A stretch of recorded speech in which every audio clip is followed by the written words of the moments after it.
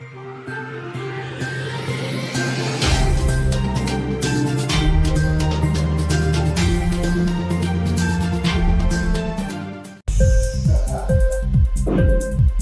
TV prime time news కి స్వాగతం.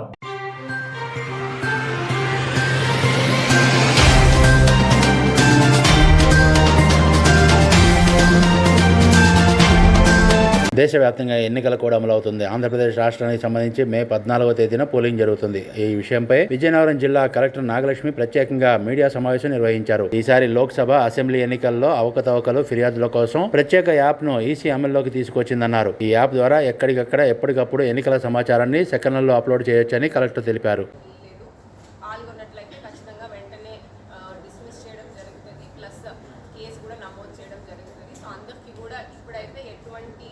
దాంట్లో పాల్గొనడానికి వీలు లేదని చెప్పి వాళ్ళకి క్లియర్గా ఇన్స్ట్రక్షన్స్ పంపించడం జరిగింది. మనము వాళ్ళని ఎలక్షన్ రిలేటెడ్ యాక్టివిటీస్లో అఫీషియల్గా వాడము. వాళ్ళు పార్టీ తరఫున, క్యాండిడేట్స్ తరఫున ప్రైవేట్ యాక్టివిటీస్లో పార్టిసిపేట్ చేయడానికి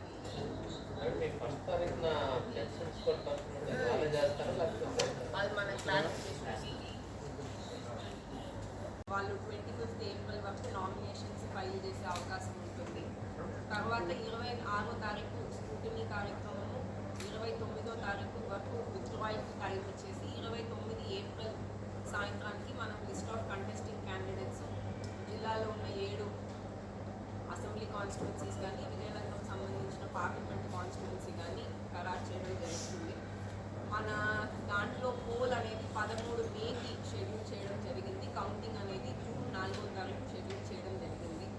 సో ఇప్పుడు మనకి మోడల్ కోడ్ ఆఫ్ కాండక్ట్ కోర్స్లో ఉన్నప్పటికీ మనకి ఓటర్స్కి కానీ, పొలిటికల్ పార్టీస్కి కానీ, మీడియా వాళ్ళందరికీ కానీ, సిటిజన్స్ అందరికీ కూడా కొన్ని పాటించాల్సిన నియమావళి కానీ, లేకపోతే వాళ్ళకి ఏమైనా కంప్లైంట్స్, డౌట్స్ ఇవన్నీ ఉంటే దాన్ని వాళ్ళు మన నోటీస్కి, మన దృష్టికి ఎలా తీసుకొని రావచ్చు అనే దాని మీద మనకి ఎటువంటి ఫెసిలిటీస్ ఉన్నాయి అనేది కూడా మనము ఇవాళ తెలియజేయబోతున్నాము.